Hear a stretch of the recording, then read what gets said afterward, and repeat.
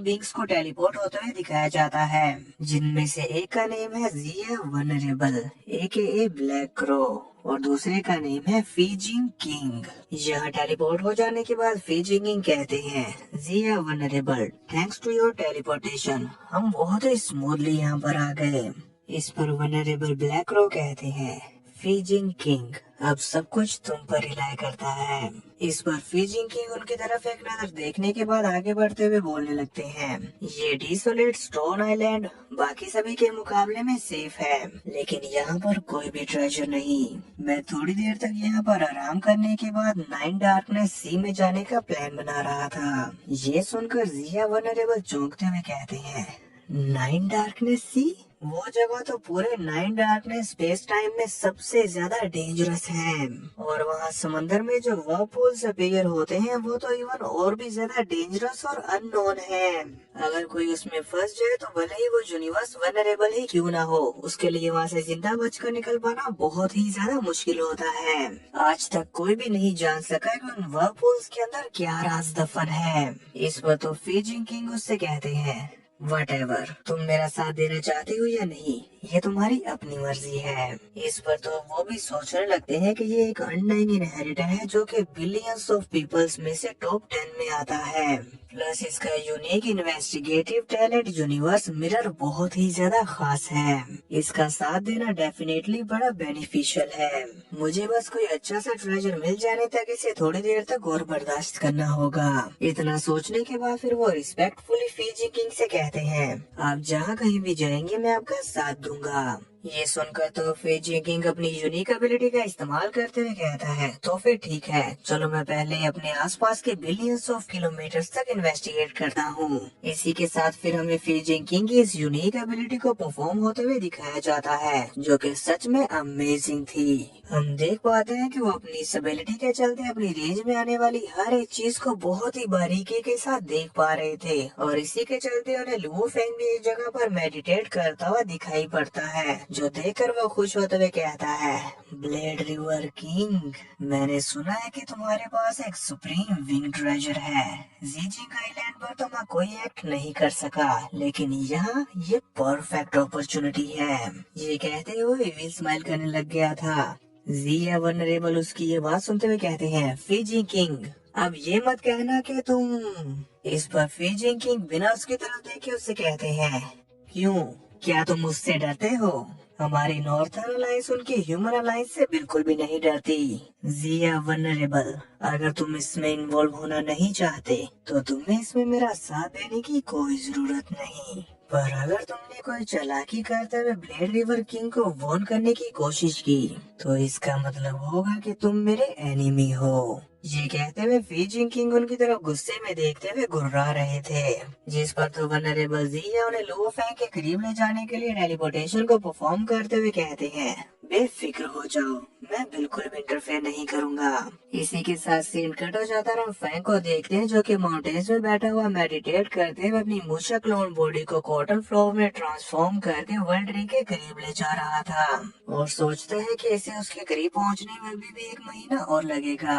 Fang के इतना सोचने के फौरन बाद ही सीन कट होता हमें दिखाया जाता है कि फीजिंग किंग और जिया वनरेबल लुओ फेंग के करीब टेलीपोर्ट हो चुके हैं, और उन्होंने यहाँ पर आते साथ ही अपनी एक टेक्निक का इस्तेमाल करते हुए टाइम को रोक दिया था, जिसका एहसास फ्रैंक को कुछ ही मिली सेकेंड्स में हो जाता है, और वो फौरन से इस टाइम फ्रीज से निकलते हुए अपने मन में कहता है, बुरा हुआ, यहाँ की स्पेस लॉक्ड हो चुकी है। इसी के साथ वो तेजी के साथ फ्लाई करते हुए माउंटेन को डिस्ट्रॉय करके उसमें से निकल कर अपने आसपास मौजूद एनिमी को देखने लगता है कि आखिर मुझ पर अटैक किसने किया, और तभी उसे देखने को मिलता है फीजिंग किंग, जो कि तेजी के साथ उस पर हमला करने के लिए आगे बढ़ रहा होता है। फैंग उसे देखते साथ ही कहता है, फीजिंग किंग, ये भी यूनिवर्स में मौजूद स्पेशल लाइफ फॉर्म्स में से एक है, और इसकी स्ट्रेंथ तो यूनिवर्स वनरेबल की बराबरी करने के लिए काफी है। अपने मन में ये सोचते साथ ही फैंग उससे बचने के लिए फौरन से पीछे की तरफ पलटते हुए तेजी के साथ फ्लाई करके भागने लग गया था। फीजिंग किंग उसका पीछा करते हुए उससे कहता है, ब्लेड रिवर किंग, क्या तुम्हें अभी भी लगता है कि तुम मुझसे बचकर भाग सकते हो? फैंग उसे चकमा देने के लिए तेजी के साथ भागता हुआ जा रहा होता है और साथ ही साथ अपने दांत पीसते हुए कहता है, मैं इसका सामना नहीं कर सकता। तभी वो आता उसे बताती है कि फीजिंग किंग अपनी ट्रैकिंग एबिलिटी और उसकी नेट स्पीड के लिए बहुत फेमस है और उसकी डिवाइन बॉडी तुमसे कहीं ज्यादा पावरफुल है। ये कहते हुए वो बाता यहाँ पर अपना सर पकड़ते हुए परेशान होने लगती है, जबकि लुओ फेंग यहाँ पर फीजिंग किंग के हमले की चपेट में आने वाला था, क्योंकि वो फेंग को चेस करते हुए उसके बेहद ही करीब पहुँच चुके होते हैं। उन्हें अपने पास आता हुआ देखकर फेंग अपने मन में कहता है, मैंने इसे ज्यादा ही अंडर एस्टिमेट कर लिया। इसी के साथ फिर वो अपने क्योटिक गोल्डन विंग्स की सेकंड फॉर्म को एक्टिवेट करता है और इससे पहले कि फीजिंग किंग उसे अपने हाथों में पकड़ भी पाता, फैंग कुछ ही मिली सेकंड्स के फासले से फौरन से उसके हाथों से निकल गया था। न सिर्फ फैंग स्पेस को चीरते हुए उसके हाथों से बचकर निकल जाता है, बल्कि अपने इस सेकंड फॉर्म के साथ उसके ऊपर हमला भी कर चुका था, जिसके चलते फीजिंग किंग की स्पीड स्लो हो जाती है और वो फैंग से काफी पीछे रह गए थे। फैंग के विंग ट्रेजर्स के न्यू पावर्स को देखकर फीजिंग किंग काफी ज्यादा खुश होते हुए कहते हैं, इस ट्रेजर की पावर्स तो वाकई एक्स्ट्राऑर्डिनरी है। ये कहते हुए वो भी फाइटर जेट की तरह अपनी पावर्स को और भी ज्यादा बढ़ा देते हैं और तेजी के साथ स्पेस को चीरते हुए फैंग के करीब आते हुए उसे कहते हैं, वो विंग ट्रेजर मेरे हवाले कर दो और मैं तुम्हें जिंदा जाने दूंगा। फैंग एक बार फिर से फीजिंग किंग को तेजी के साथ अपने करीब आता हुआ देखकर अपने मन में कहता है, मैं चाहे कुछ भी कर लूं, मेरी स्पीड उसकी बराबरी नहीं कर सकती। अब मैं सिर्फ अपनी एजिलिटी पर रिलाय कर सकता हूँ। ये कहते हुए फैंग फीजिंग किंग के साथ अपनी मैक्सिमम स्पीड में ही टकराने लगता है, जिसमें हमें देखने को मिलता है कि फीजिंग किंग की एजिलिटी कम होने की वजह से फैंग उनके ऊपर हावी पड़ रहा था, इसीलिए एक बार फिर से वो उन्हें पीछे छोड़कर आगे बढ़ जाता है। वनरेबल ज़िया जो कि इनका पीछा करते हुए दूर से ही इनकी इस बैटल और चेसिंग सीन को नोटिस कर रहे हैं। वो इन्हें देखते हुए अपने मन में कहते हैं, फीजिंग किंग ने अपनी थोड़ी सी गोल्डी डिवाइन बॉडी को बर्न करते हुए वाकई अपनी स्पीड को काफी ज्यादा बढ़ा लिया, लेकिन इसके चलते अब उनके लिए टर्निंग मुश्किल हो गई है। फीजिंग किंग अपने शिकार को यूं अपनी आंखों के सामने से बचकर भागने नहीं दे सकते, वो अब जरूर स्ट्राइक करेगा। वनरेबल ज़िया अपने मन में ये सोच रहे होते हैं, वहीं दूसरी तरफ हमें दिखाया जाता है कि वाकई फीजिंग किंग ने अब अपनी पावर्स को इकट्ठा करते हुए अपनी एक और टेक्निक को परफॉर्म करना शुरू कर दिया है और इसके रेडी होते साथ ही उन्होंने तेजी के साथ अपने इस अटैक को फैंग के ऊपर थ्रो कर दिया था, जो देखने में एक ब्लैक होल की तरह लग रहा होता है और वो फैंग को अपनी तरफ खींचने की कोशिश कर रहा था। फैंग उसकी चपेट में आते हुए अपने मन में हैरान होते हुए कहता है, इसकी सक्शन फोर्स कितनी ज्यादा है, ये तो डीमन माउंटेन की डेथ केव को भी क्रॉस कर चुकी है।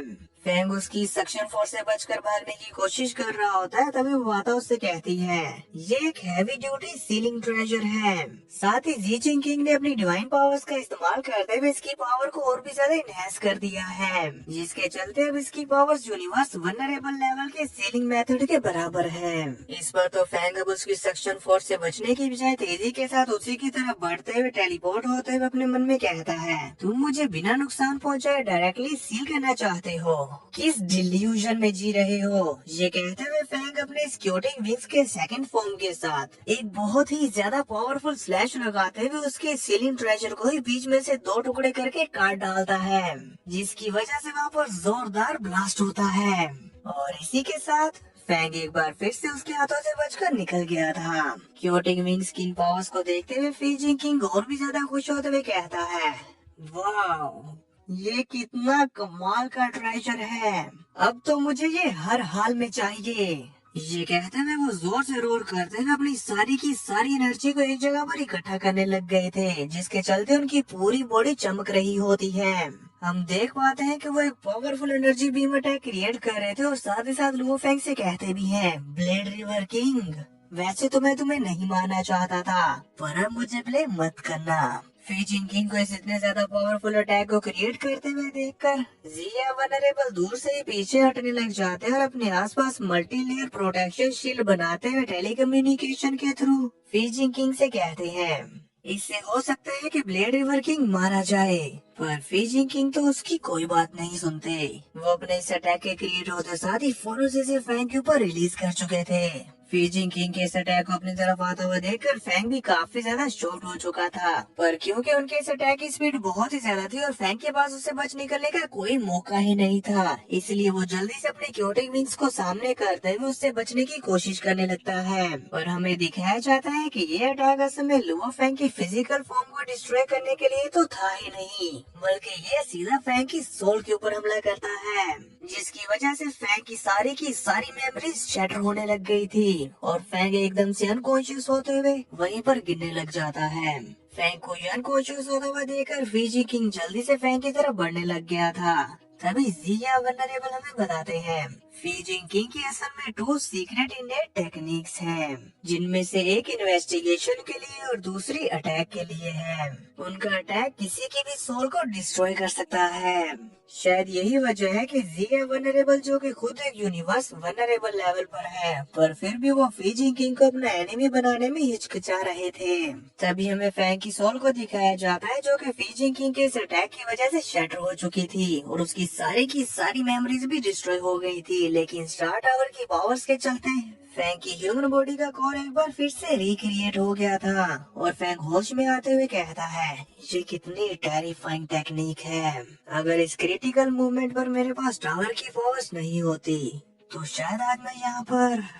फैंग की तरह सोच रहा था कि तभी फीजिंग किंग का हाथ उसकी बॉडी के ऊपर टच होने ही वाला था कि फैंग जल्दी से उससे एक बार फिर से बच जाता है। ये देखकर तो जिया वनरेबल भी शॉक होते हुए कहते हैं, क्या वो उसके इस हमले से बच निकला? इधर फीजिंग किंग भी शॉक होते हुए फैंग का पीछा करते हुए कहता है, नहीं, इम्पॉसिबल। मेरे इस अटैक की पावर एक ऑर्डिनरी यूनिवर्स मास्टर के बराबर है। जबकि फैंग इधर उससे बचने के लिए तेजी के साथ नाइन डार्कनेस सी की तरफ फ्लाई करते हुए अपने मन में दांत पीसते हुए कहता है, मेरे पास टावर की पावर्स होने के बावजूद भी मैं इसके सेकंड अटैक का सामना नहीं कर पाऊंगा। ये सोचते हुए फैंग अपनी फुल स्पीड के साथ नाइन डार्कनेस सी के अंदर इंटर होकर उसकी गहराई में जाना शुरू कर देता है, जिस पर वो आता चौंकते हुए चिल्लाते हुए उससे कहती है, क्या तुम पागल हो गए हो? ये नाइन डार्कनेस सी खतरों से भरा हुआ है, इसके हर एक खतरे का वजन एक पहाड़ के जितना है और नाइन डार्कनेस वर्लपूल भी अचानक से ही अपीयर हो जाते हैं। फैंग तेजी के साथ नाइन डार्कनेस सी के अंदर जाते हुए कहता है, मेरे पास इस सब के बारे में सोचने का टाइम नहीं है। अभी के लिए मुझे किसी भी तरह इस मुसीबत से छुटकारा पाना है। फीजिंग किंग कभी भी फैंग का पीछा करने से नहीं हटते। वो नाइन डार्कनेस सी के अंदर इंटर होते हुए फैंग का पीछा करते साथ साथ अपने मन में कहते हैं, आखिर ये कैसे पॉसिबल है?